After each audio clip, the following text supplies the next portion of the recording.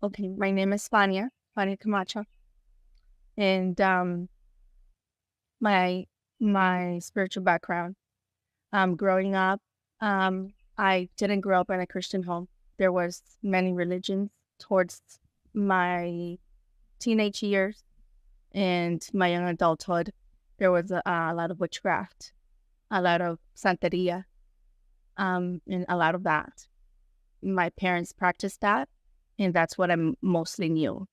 And so as an adult, that's what I began to practice because that's what I had been taught.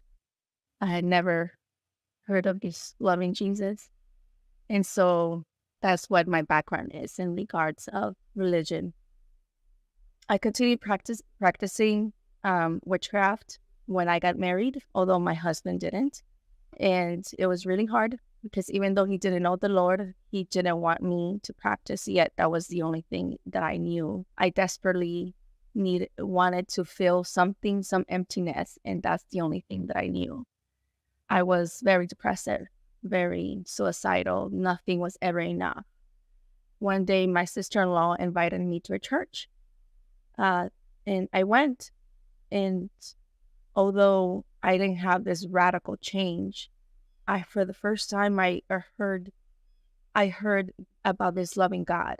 And for me, God was a punishing God, God I needed to fear because of all the bad things I had done. For me, what I understood of religion and spirituality was that I needed to do things in order to gain favor or gain forgiveness, because that's what I did. And for the first time, I had heard of a God that had actually done the ultimate sacrifice, so I didn't have to do anything. For the first time, I had heard of this God that gave his own son because he loved me.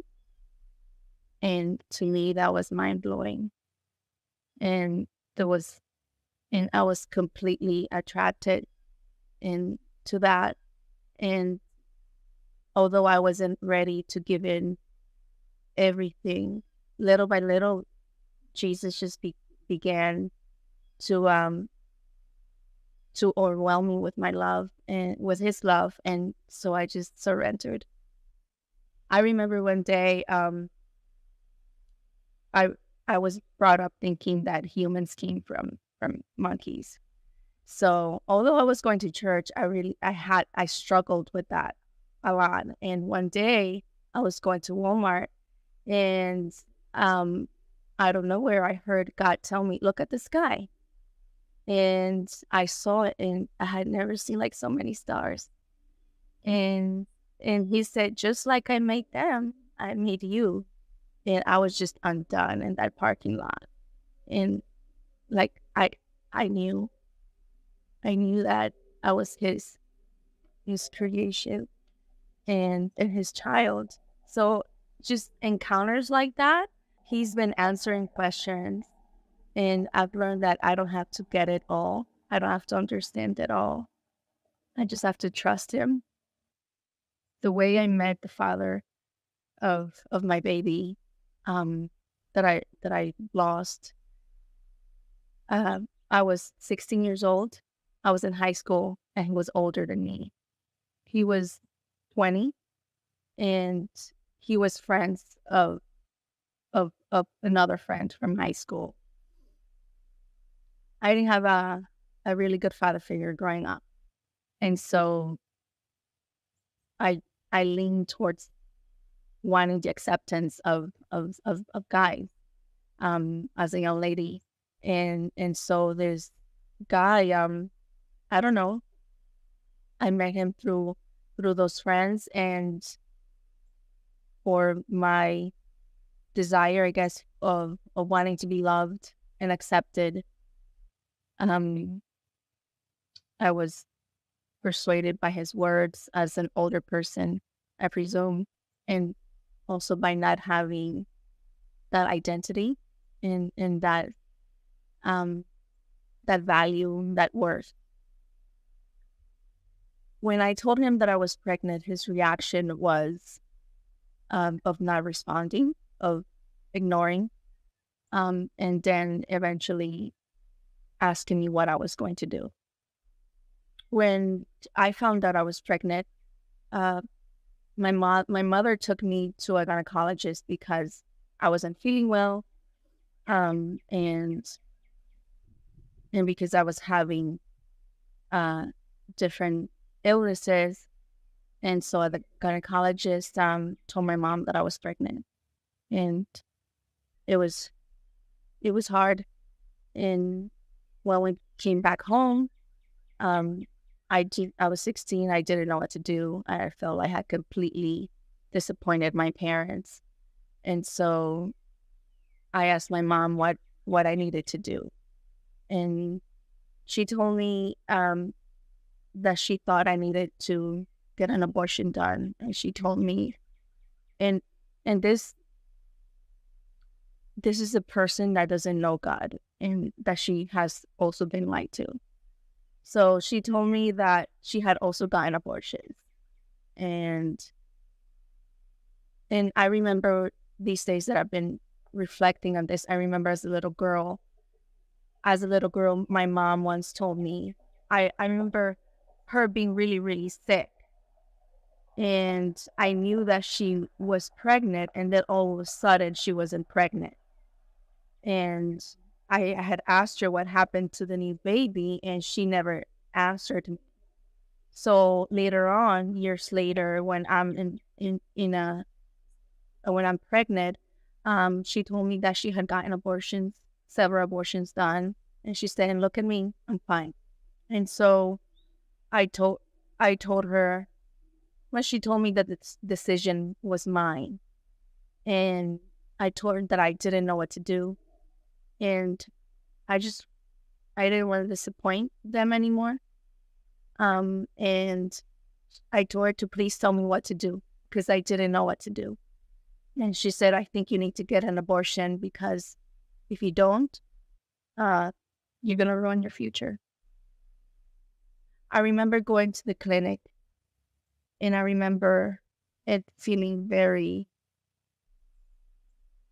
I don't know, just very unsettling. But I didn't know the Lord, but all I know is that when I walked in there, it was this dampness of fear. Nobody was talking. It was like if everybody was just robots kind of moving around. And when it was my turn,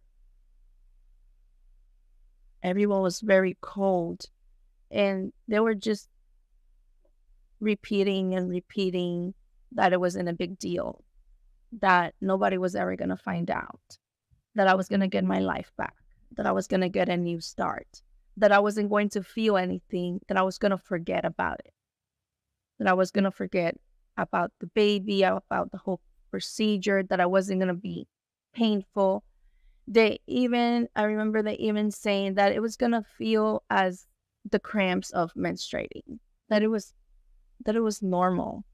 I remember laying on that bed, and they wouldn't show me the sonogram. I asked to see, and they wouldn't show me. I remember it feeling like a vacuum, and like if I was being torn from the inside, and just feeling like a vacuum. And now that I'm talking about it,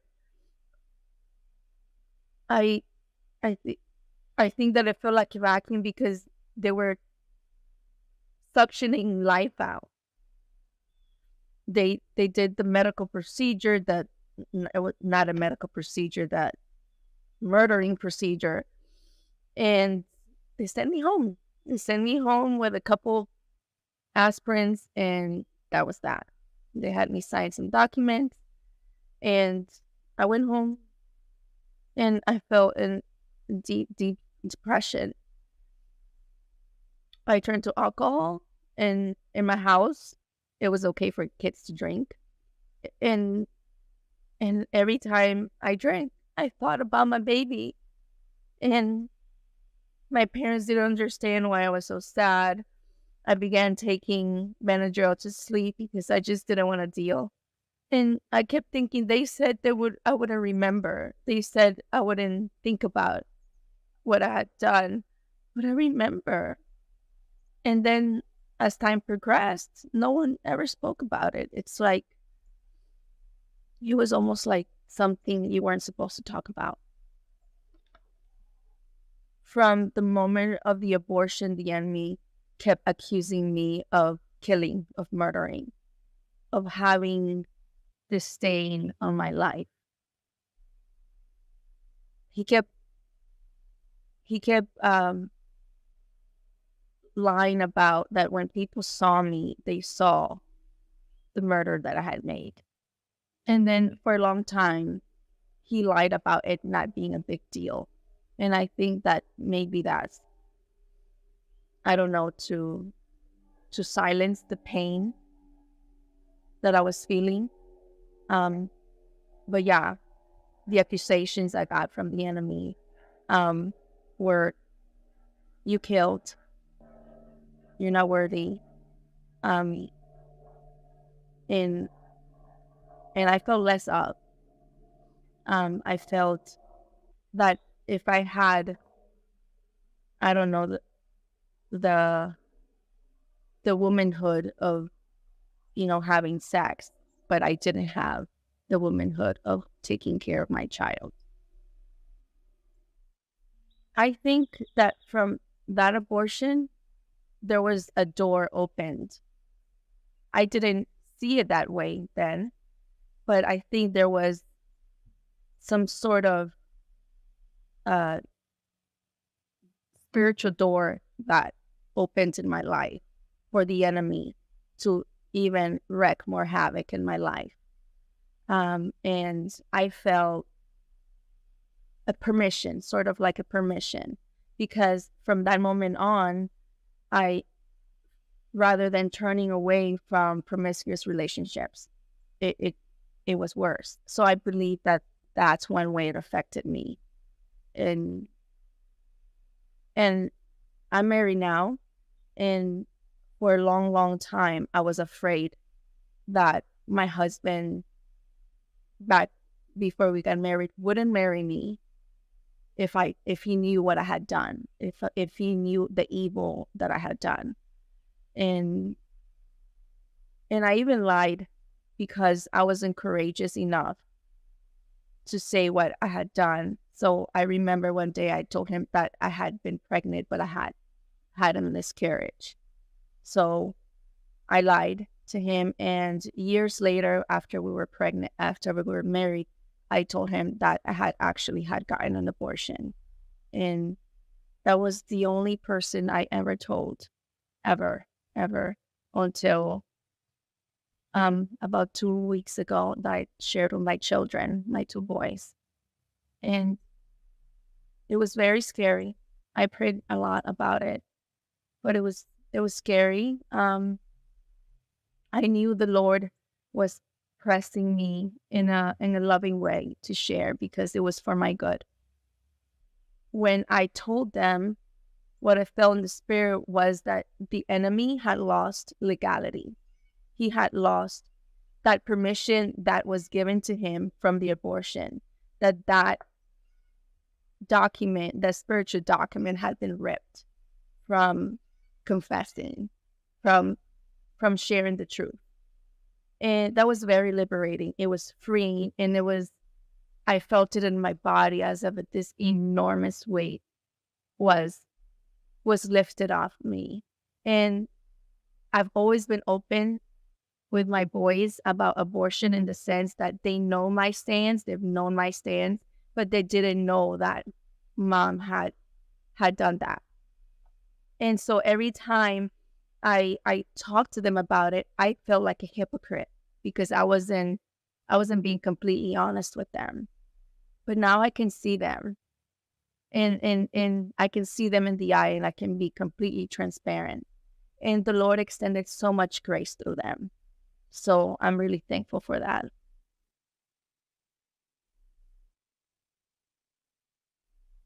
She's beautiful. And I just learned her name is Victoria. Victoria. And that fills my heart with so much joy. She has curly hair and she wears a yellow dress. And that that fills my heart with so much joy because yellow is my favorite color. And she has a beautiful smile. And she would be 24. There have been moments where I've been praying and the Lord has shown me a picture and has shown me her. I've had dreams and I've known that she's mine. And I know that it's because of him that I have that hope. We have that hope. That is because of that blood that was shed on the cross. That one day I'm going to get to hug her. I'm going to get to love her forever. Right now, I just want to say it over and over and over. Just like the Father tells us over and over. And he doesn't get tired of telling us. I want to tell her. Just like I tell my boys, I love you. I love you. I want to garden with her. I love gardening. I'm a childcare provider. And one of my favorite things to do when my boys were little was gardening. And one of the things that I love doing with my daycare babies is gardening. And I would show her how to plant and just love flowers and all the creation that the Lord has given us.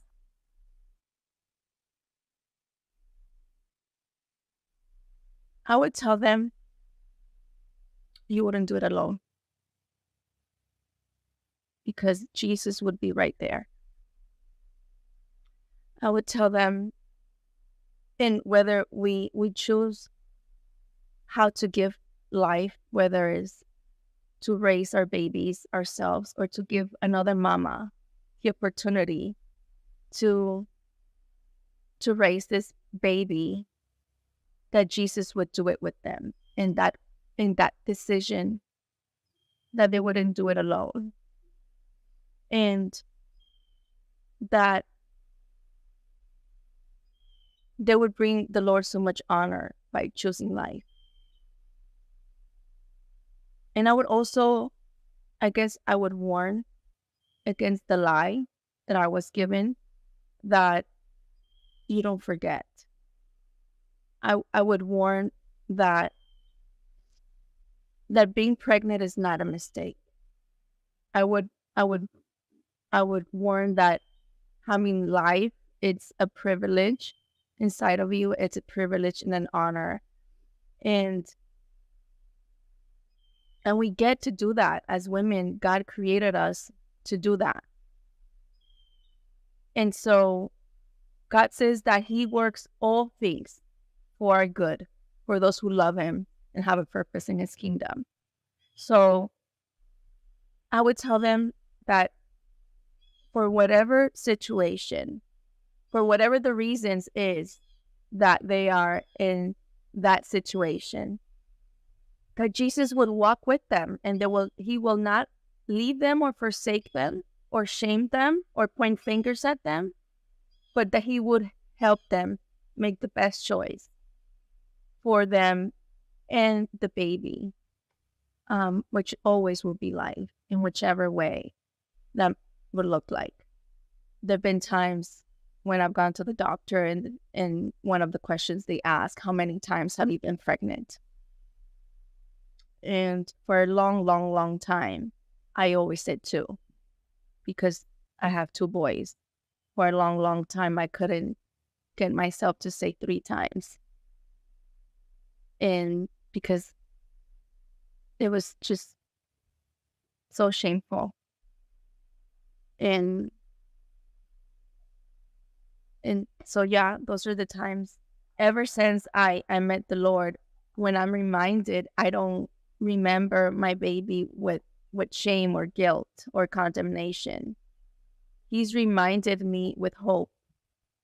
So it's a different kind of reminder. Before I knew the Lord, I was reminded by the enemy with condemnation and shame and guilt and regret. But since I met Christ, I'm reminded, yes, but in a different way. I'm reminded with hope. I would like to say that I'm so overwhelmed with gratitude. Firstly, to my Savior for redeeming me and for changing my garments, for removing the garment of shame and giving me a new garment. I'm grateful to Him that He gives me hope that one day I'm going to hold my Victoria. I would like to tell my mom, I don't know if she'll ever see this, but I would like to tell her that I love her and that I forgive her, because I know that she didn't know better. I would like to tell my husband, thank you for loving me, even though I would like to thank him because he's never shamed me. He's never accused me.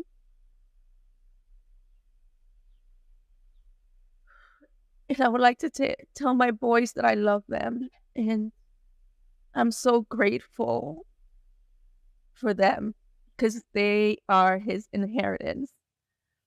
They are God's inheritance. And I get to be their mama, and also for extending me grace and me sharing my heart with them.